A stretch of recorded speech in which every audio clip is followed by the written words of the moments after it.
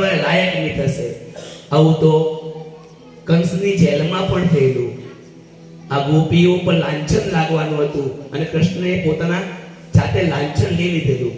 આ સંતે પણ એવું જ કીધું, એક કામ કરજે, સવારે ગામમાં જઈને કહેજે આ બાળક મૂળદાસનું છે એમ કહેજે.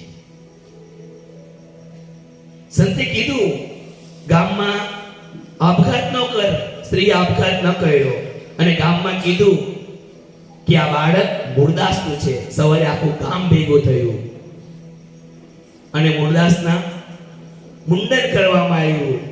શરીર પર કાલીમાં પૂછે લગાડવામાં આવી અને ઉલટા ગધેડે એને ગામમાંથી નિકાલો કરવામાં આવ્યો. તો આ બી સંત ખુશ છે, મેં 2 જીવ બચાવ્યા.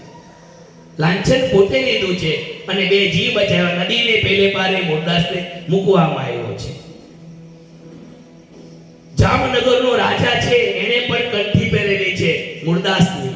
પણ તે સમયે જ્યારે એને વાયા ફરતી ખબર પડે વાત તો કંઠી તોડી નાખે મૂળદાસના નાખી. ગુરુની કંઠી તોડી નાખે છે. હવે મૂળદાસ ફરતો જામનગરમાં જાય છે અને એમ તો ચાલ મારા શિષ્યને, મૂળદાસને ખબર નથી કંઠી તોડી નાખી છે, પણ ચાલ હું મળવા તો જાઉં મારા શિષ્યને. રાજમહેલમાં જાય છે અને કે મૂળદાસ પત્નીને કે બાપુ ક્યાં છે એમ કે. તો કે રાજાજી અહીંયા નથી એમ કે.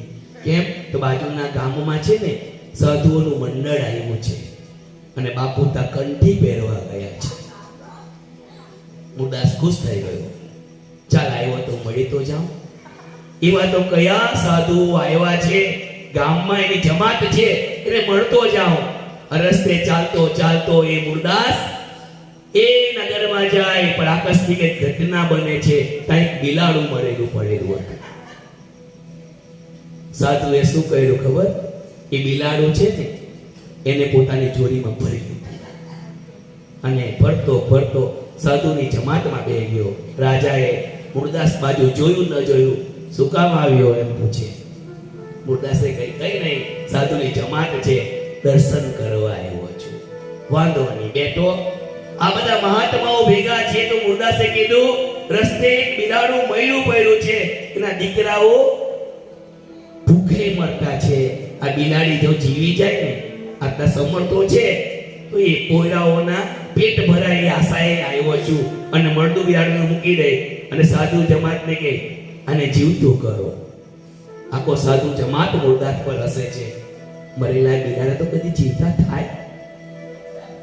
બધા હસે છે, રાજા પણ હસે છે એક બાજુ. તમે કરો મૂળદાસ કે જીવતા કરો આ બિલાડું બચ્ચુને, પણ જીવતા ના કરે. મૂળદાસે કે લાવો તમારો કમાન્ડર આપો. મૂળદાસે કમાન્ડર લીધું. એ કીધું કે આજ સુધીની બધી સ્ત્રીએ જો મેં દીકરીને માં માની હોય અને કોઈનું લાંછન લીધું હોય તો એ મારા પરમાત્મા આ બિલાડુને ઊભું કરીને પાણી છાંટે, બિલાડું જીવતું થઈ જાય. રાજાને પસ્તાવો થાય. સંત શું કરી શકે? લોકના લાંછન પણ પોતાની જાતે સંત લઈ શકે.